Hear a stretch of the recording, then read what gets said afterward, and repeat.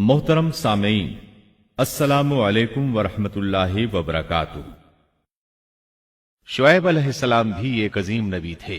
आप यूनुस अलैहिस्सलाम से पहले या बाद में तशरीफ लाए। मुफस्सिरीन और मुअर्रिखीन के अक़वाल इस बारे में मुख्तलिफ हैं।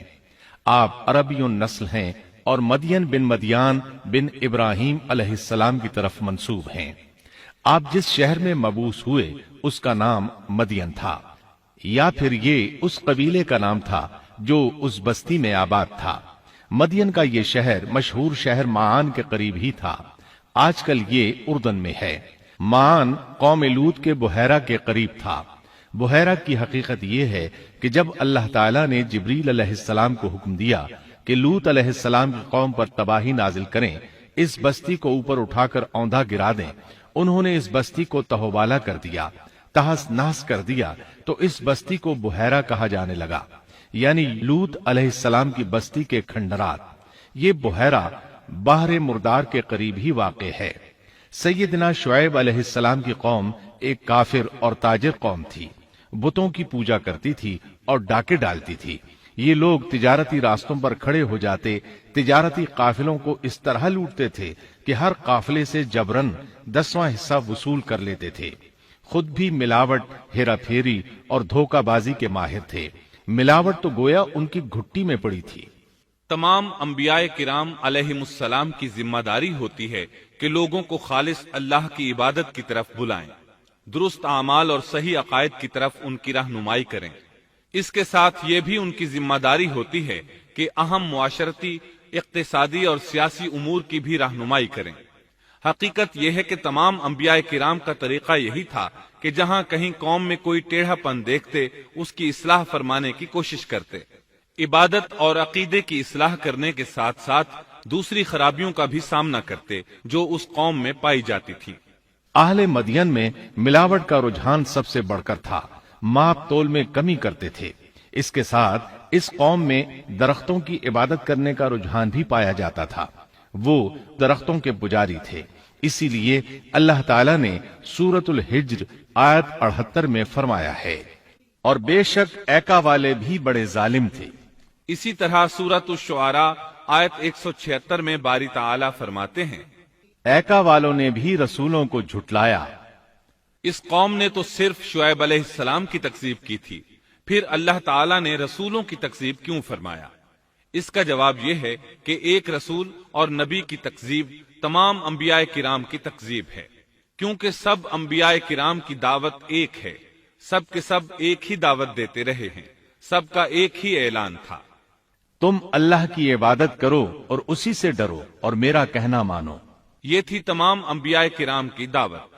अल्लाह सूरतुल आराफ आयत 59 में फरमाते हैं, तुम अल्लाह की इबादत करो, उसके सिवा तुम्हारा कोई माबूद नहीं। मतलब ये कि तमाम अंबिया की दावत एक ही थी। अब जो आदमी सिर्फ एक नबी को झुटलाता है, उसकी तालीमात से कुफ्र करता है, तो गोया वो सबको झुटलाता है, सभी की तालीमात से इनकार करता है। यही वजह है कि अल्लाह ताला ने फरमाया, ऐका वालों ने रसूलों को झुटलाया, बावजूद इसके कि उन्होंने सिर्फ एक रसूल को झुटलाया था। शुएब अलैहिस्सलाम ने कौम को दावत देनी शुरू की। अल्लाह ताला सूरह आराफ आयत 85 में फरमाते हैं, और हमने मदियन की तरफ उनके भाई शुएब को भेजा। उन्होंने फरमाया, ऐ मेरी कौम, तुम अल्लाह की इबादत करो, उसके सिवा तुम्हारा कोई माबूद नहीं। तुम्हारे पास तुम्हारे परवरदिगार की तरफ से वाज़ेह दलील आ चुकी है। सब के सब अंबियाए किराम मोजज़ात के साथ तशरीफ लाए हैं। अगर मोजज़ात न होते तो लोगों को कैसे पहचान होती कि वो हक पर हैं? मोजज़ात न होते तो हम एक सच्चे नबी और नबुव्वत के झूठे मुद्दई के दरमियान फर्क कैसे कर सकते थे? नबी बरहक तो मोजज़ात लेकर आता है। दुनिया में कोई नबी ऐसा नहीं आया जो मोजज़ात लेकर न आया हो। मोजज़े की तारीफ में उलमा लिखते हैं, मोजज़ा उस खिलाफ आदत अम्र को कहते हैं जो इंसानों की ताकत से बाला हो और उसमें किसी आदमी का अमल दखल न हो, यानी जिसको पेश करने से इंसान आजिज हो। आजिज करने वाली वही चीज होती है जो जमीनी कवानीन और जवाबित के खिलाफ हो। मसलन मुर्दों का जिंदा करना, पहाड़ों को चीर कर ऊंटनी का निकल आना, लाठी का सांप बन जाना, چاند کا 2 ٹکڑے ہونا اور دیگر معجزات۔ مختصر یہ کہ جو نبی دنیا میں تشریف لائے کوئی نہ کوئی معجزہ ضرور ساتھ لائے تاکہ لوگ ان کی سچائی پر ایمان لے آئیں۔ اگر کوئی شخص نبوت کا دعویٰ کرے اور ہاتھ کی صفائی سے کوئی شعبدہ دکھائے تو وہ معجزہ نہیں ہے۔ معجزہ ہونے کے لیے چند شرائط ہیں۔ نمبر 1، وہ کام خلاف عادت ہو، قوانین فطرت کو توڑنے والا ہو۔ نمبر 2، اس کام کو اللہ کسی نبی یا رسول کے ہاتھوں پر ظاہر کرے۔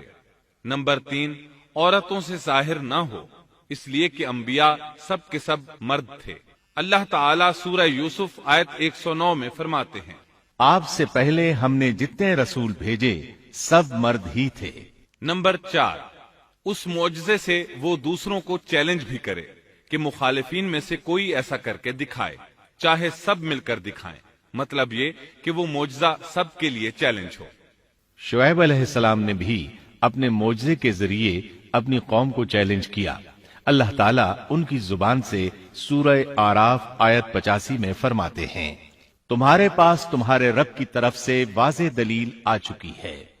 شعیب علیہ السلام ایسے واضح اور روشن امور ان کے سامنے پیش کرتے ہیں کہ جن پر عمل پیرا ہو کر وہ دنیا و آخرت میں فلاح پا سکتے تھے۔ سورۃ الاعراف آیت 85 میں ہے، بس تم ناپ تول پورا پورا کیا کرو اور لوگوں کو ان کی چیزیں کم کر کے مت دو، اور روئے زمین میں اس کے بعد کہ اس کی درستی کر دی گئی فساد مت پھیلاؤ، یہ تمہارے لیے فائدہ مند ہے اگر تم تصدیق کرو۔ اللہ تعالیٰ سورۃ الاعراف آیت 86 میں فرماتے ہیں، اور تم سڑکوں پر اس غرض سے مت بیٹھا کرو کہ اللہ پر ایمان لانے والوں کو دھمکیاں دو۔ مطلب یہ کہ تمام تجارتی راستوں میں کٹوتیاں کرنے کے لیے نہ بیٹھا کرو۔ اگر وہ تمہیں رقوم ادا نہیں کرتے تو تم انہیں دھمکیاں دیتے ہو، جیسا کہ سورۃ الاعراف آیت 86 میں ہے۔ اور تم سڑکوں پر اس غرض سے نہ بیٹھو کہ اللہ پر ایمان لانے والوں کو دھمکیاں دو اور اللہ کی راہ سے روکو اور اس میں کجی تلاش کرنے میں لگے رہو۔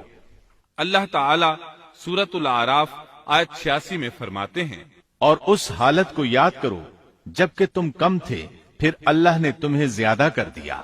ان کی تعداد بالکل تھوڑی سی تھی، اللہ نے بڑی تیزی سے ان کی تعداد میں اضافہ کر دیا، لیکن جب انہوں نے شعیب علیہ السلام کی بات کو نہ مانا تو ان کا انجام کیا ہوا؟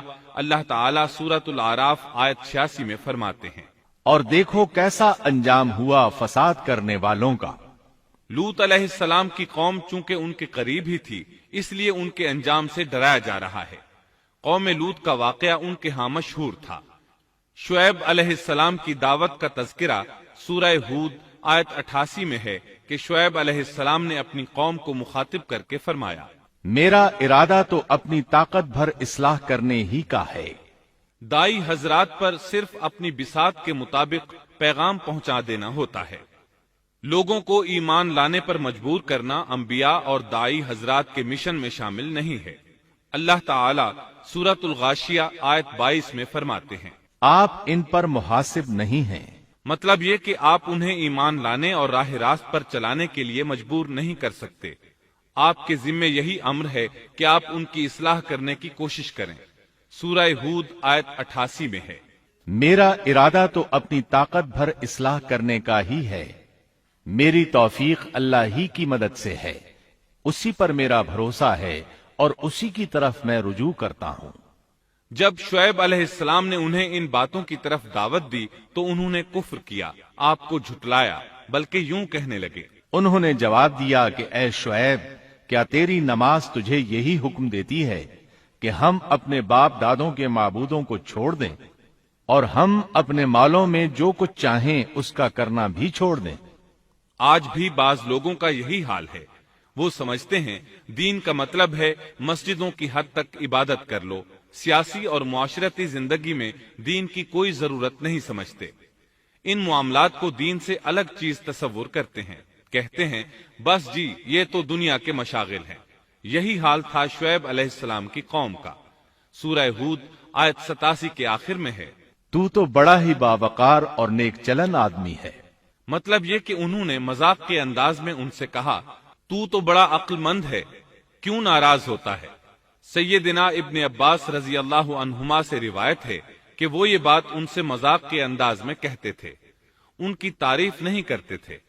پھر شعیب علیہ السلام نے ان الفاظ میں سمجھایا، اور اے میری قوم، میرے خلاف ضد تمہارے لیے اس بات کا باعث نہ ہو جائے کہ تمہیں بھی ویسا ہی معاملہ پیش آ جائے جیسا قوم نوح یا قوم ہود یا قوم صالح کو پیش آ چکا ہے، اور قوم لوط تو تم سے کچھ دور نہیں۔ مطلب یہ تھا کہ قوم لوط تو تمہارے بالکل نزدیک تھی، ان پر آنے والے عذاب سے تو تم خود اچھی طرح خبردار ہو، جانتے ہو ان کے ساتھ کیا سلوک ہو چکا ہے۔ پھر آپ نے فرمایا، تم اپنے رب سے استغفار کرو اور اس کی طرف توجہ کرو، یقین مانو کہ میرا رب بڑی مہربانی والا اور بہت محبت کرنے والا ہے۔ جب وہ اپنی ضد پر اڑے رہے تو شعیب علیہ السلام نے یوں فرمایا، تو ذرا ٹھہر جاؤ یہاں تک کہ ہمارے درمیان اللہ فیصلہ کیے دیتا ہے، اور وہ سب فیصلہ کرنے والوں سے بہتر ہے۔ پہلے تو عام وعظ و نصیحت فرمائی، جب قوم نہ سمجھی تو انہیں سابقہ ہلاک شدہ قوموں کی مثالیں دی، ڈرایا کہ کہیں تمہیں بھی ایسے ہی عذابوں سے دوچار نہ ہونا پڑے، لیکن انہوں نے کسی بات کا اثر نہ لیا، الٹا یوں کہنے لگے، تو ان میں سے ہے جن پر جادو کر دیا جاتا ہے، اور تو ہم ہی جیسا ایک انسان ہے، اور ہم تو تجھے جھوٹ بولنے والوں میں سے ہی خیال کرتے ہیں۔ اگر تو سچے لوگوں میں سے ہے تو ہم پر آسمان کا کوئی ٹکڑا گرا دے۔ مطلب یہ کہ آخرکار یہ لوگ پہلے لوگوں یعنی عاد اور سمود کے نقش قدم پر چلنے لگے، ان کے انبیاء انہیں حق کی طرف بلاتے رہے، وہ انکار کرتے رہے، آخر ان پر اللہ کے عذاب اترے۔ ایسے ہی یہ لوگ بھی شعیب علیہ السلام کو دھمکیاں دینے لگے، ان کے مقابلے پر اتر آئے۔ سورۃ الاعراف آیت 88 میں ہے کہ شعیب علیہ السلام کی قوم کے کافر سرداروں نے ان سے کہا، ان کی قوم کے متکبر سرداروں نے کہا، اے شعیب، ہم آپ کو اور جو آپ کے ہمراہ ایمان والے ہیں انہیں اپنی بستی سے نکال دیں گے، یا یہ کہ تم ہمارے مذہب میں پھر آ جاؤ۔ شعیب نے جواب دیا، کیا ہم تمہارے مذہب میں آ جائیں؟ گو ہم اس کو مکروہ ہی سمجھتے ہوں۔ قوم کے سردار تکبر کرتے ہوئے مزید کہنے لگے کہ اگر تو اپنی دعوت پر اڑا رہا تو ہم تجھے مدین سے نکال دیں گے۔ جواب میں شعیب علیہ السلام نے کہا، اگر عذاب سے بچنا ہے تو میری بات مان لو۔ انہوں نے نہ صرف آپ کی بات ماننے سے انکار کر دیا بلکہ ان کا مذاق بھی اڑانے لگے۔ شعیب علیہ السلام نے انہیں پھر سمجھایا تو وہ بولے، اے شعیب، تیری اکثر باتیں تو ہماری سمجھ ہی میں نہیں آتی، اور ہم تو تجھے اپنے اندر بہت کمزور پاتے ہیں۔ اگر تیرے قبیلے کا خیال نہ ہوتا تو ہم تجھے سنسار کر دیتے، اور ہم پر تمہارا دباؤ تو ہے ہی نہیں۔ اس پر آپ نے فرمایا، اے میری قوم کے لوگوں، کیا تمہارے نزدیک میرے قبیلے کے لوگ اللہ سے بھی زیادہ عزت والے ہیں؟ مطلب یہ کہ تم میری قوم قبیلے سے تو ڈرتے ہو لیکن اللہ تعالیٰ کا تمہیں کچھ بھی ڈر نہیں۔ اس موقع پر انہوں نے اپنی قوم کو یوں خبردار کیا، اے میری قوم، اب تم اپنی جگہ عمل کیے جاؤ، میں بھی عمل کر رہا ہوں۔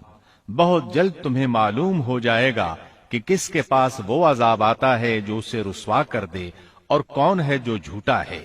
تم بھی انتظار کرو، میں بھی تمہارے ساتھ انتظار کرتا ہوں۔ پھر آپ نے دعا فرمائی، اے اللہ، میرے اور میری قوم کے درمیان فیصلہ کر دے۔ ادھر قوم کے لوگ انہیں بستی سے نکالنے اور سنسار کرنے کی دھمکیاں دینے لگے۔ آپ کی دعا کے الفاظ سورہ اعراف آیت 99 میں آئے ہیں، اے ہمارے پروردگار، ہمارے اور ہماری قوم کے درمیان حق کے موافق فیصلہ کر دے، اور تو سب سے اچھا فیصلہ کرنے والا ہے۔ آخرکار فیصلے کی گھڑی آ پہنچی۔ اللہ تعالیٰ نے سیدنا شعیب علیہ السلام اور ان پر ایمان لانے والوں کو نجات عطا فرمائی، اور ان کی قوم پر عجیب و غریب عذاب نازل ہونا شروع ہوا، اور عذاب صرف ایک ہی قسم کا نہیں تھا، کئی نوعیتوں اور شکلوں میں آیا۔ اللہ سبحانہ و تعالی ہمیں اپنی قدرت کی نشانیاں دکھاتے ہیں کہ قوم عاد کس طرح تند و تیز ہواؤں سے تباہ کی گئی، جبکہ شعیب علیہ السلام کی قوم کو اس کے بالکل برعکس عذاب دیا گیا۔ اللہ تعالیٰ نے ہوا کو روک لیا، حالت ایسی ہو گئی کہ ہوا بالکل نہ چلی، گرمی اور حرارت تیز ہو گئی۔ پھر اللہ تعالیٰ نے بستی سے باہر ایک بادل بھیجا، اس کے نیچے سایہ تھا، بچے، بوڑھے، جوان اور عورتیں سبھی اس سائے میں جگہ پانے کے لیے بھاگے تاکہ گرمی سے بچ سکیں۔ آخر بادل کے نیچے پہنچ کر بیٹھ گئے۔ جو ہی سب وہاں پہنچ کر بیٹھے، ان کے نیچے کی زمین ہلنے لگی، ہچکولے کھانے لگی، یہاں تک کہ زلزلہ شروع ہو گیا۔ سب گھٹنوں کے بل گرتے چلے گئے۔ اسی وقت جبریل علیہ السلام تشریف لائے اور ایسی زوردار چیخ ماری کہ اس چیخ کی شدت کی تاب نہ لاتے ہوئے سب کے سب وہیں ڈھیر ہو گئے۔ اللہ تعالی سورۃ الشعراء آیت 189 میں فرماتے ہیں، پس انہیں سائبان والے دن کے عذاب نے پکڑ لیا۔ جب انہوں نے سائے اور ہوا کو گم پایا تو بادل کو دیکھتے ہی اس کے سائے کی طرف لپکے، لیکن اس میں تو عذاب تھا، اور انہوں نے یہی تو کہا تھا، اگر تم سچے لوگوں میں سے ہو تو ہم پر آسمان کا کوئی ٹکڑا گرا دو۔ بس اللہ تعالی نے آسمان سے ایسا ہی عذاب بھیج دیا۔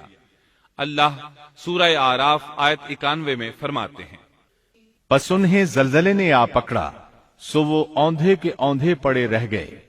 اللہ تعالی مزید فرماتے ہیں، سورہ ہود آیت 94 تا 95 میں ہے، جب ہمارا عذاب آ پہنچا ہم نے شعیب کو اور ان کے ساتھ تمام مسلمانوں کو اپنی خاص رحمت سے نجات بخشی، اور ظالموں کو سخت چنگھاڑ نے آ پکڑا جس سے وہ اپنے گھروں میں اوندھے پڑے رہ گئے، گویا کہ وہ ان گھروں میں کبھی بسے ہی نہ تھے۔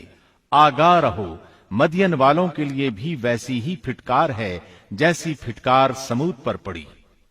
شعیب علیہ السلام اور ان پر ایمان لانے والے ان لوگوں سے دور کھڑے تھے، وہ ان کی طرف حسرت بھری نگاہوں سے دیکھ رہے تھے۔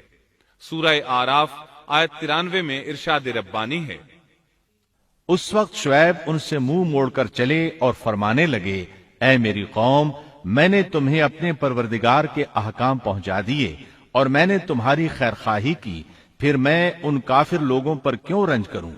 اس کے بعد وہ دوبارہ مدین کی طرف لوٹ آئے، کیونکہ مدین شہر تو باقی رہ گیا تھا، صرف اہل مدین ہی تباہ ہوئے تھے۔ بعد میں لوگ آہستہ آہستہ مدین میں آ کر آباد ہونے لگے۔ مدین شہر پھر سے آباد ہو گیا، اس کی رونقیں لوٹ آئیں۔ اب مدین کے اکثر باشندے مسلمان تھے، وہ مسلمان جو شعیب علیہ السلام کے ساتھ تھے۔ وہ اور دوسرے علاقوں سے آنے والے کفار اب اس شہر کے باشندے تھے، اور یہی وہ مدین شہر تھا جس میں سیدنا موسیٰ علیہ السلام تشریف لائے تھے۔ شعیب علیہ السلام کا قصہ اپنے اختتام کو پہنچا۔ کتاب و سنت کی اشاعت کے عالمی ادارے دارالسلام کی طرف سے آپ کی خدمت میں تخلیق کائنات اور تخلیق آدم علیہ السلام سے لے کر عیسیٰ علیہ السلام تک تمام انبیاء اور قوموں کا تذکرہ قصص الانبیاء پیش کیا جا رہا ہے۔